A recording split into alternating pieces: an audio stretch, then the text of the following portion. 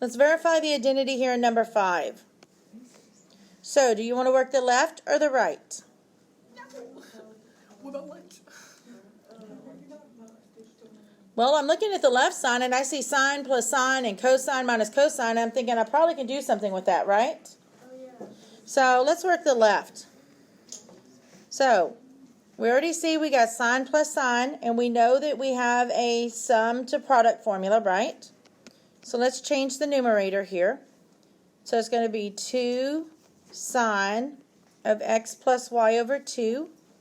So 5 theta plus 9 theta all over 2. Cosine of x minus y, I'm sorry, yeah, all over 2. Sorry, I thought I said it wrong there for a minute. That's our numerator. Over, now in the denominator we got cosine minus cosine.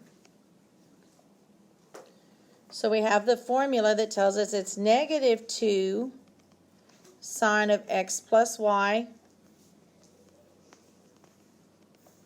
divided by 2 sine of x minus y all divided by 2. Can we just work, like, from the top and then find the, like, finish the ending and then go to the bottom? Okay. You can, yes. Now, look at what's happening on the top. Everything's being multiplied, right? What's happening on the bottom? It's all being multiplied. So remember, if anytime things are being multiplied, anything that's the same on the top and the bottom, they'll cancel each other out, right? So what can we cancel anything here? Mm-hmm. What? The 2. The 2's a cancel. And so will the sine. So will this sine, this whole thing goes together, right? So I have that on top and on bottom as well. So we're left with cosine. I'm going to go ahead and do my subtraction there. So 5 theta minus 9 theta is 4 theta over 2 Wait. over The negative would still, okay. over negative sine of, again, I'm going to subtract. Oh, it is negative, thank you. Of negative 4 theta over 2. Wait, oh, you, Wait, where did you put Where'd I get what? that? Because it's, okay, never mind. Okay. Yeah. And so we could simplify that. So we have cosine of negative 2 theta over negative sine of negative 2 theta.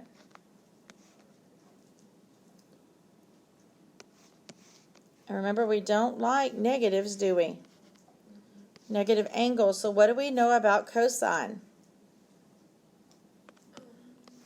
Even or odd? Even. Cosine and its reciprocal secant are the only 2 even functions. All the others are odd. So that means cosine of negative 2 theta is equal to 2. cosine of positive 2 theta. So remember, wait, So wait, why is... all right, so we had that rule. I got you. We had the rule that said if we had cosine of negative theta, that's the same as cosine of positive theta since it's even. And just like we had that rule with sine of negative theta, because it's odd, is a negative sine of theta. And that's only with cosine and secant.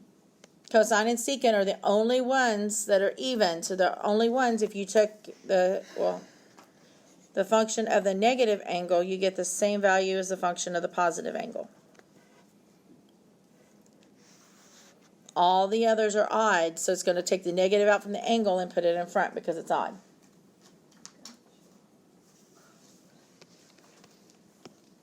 All right, so we have cosine of 2 theta on top because it was even. And then we have negative. Well, sine of negative 2 theta, sine is odd, isn't it? So what is that going to give me? A negative sine of 2 theta, Which makes it positive. which will make it positive on bottom.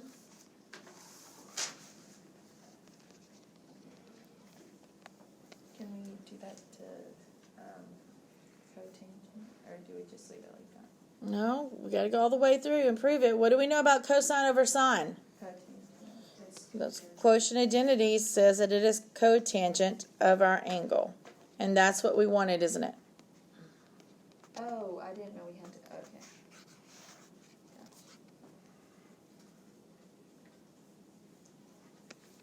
Wait, how do you get cotangent? Oh.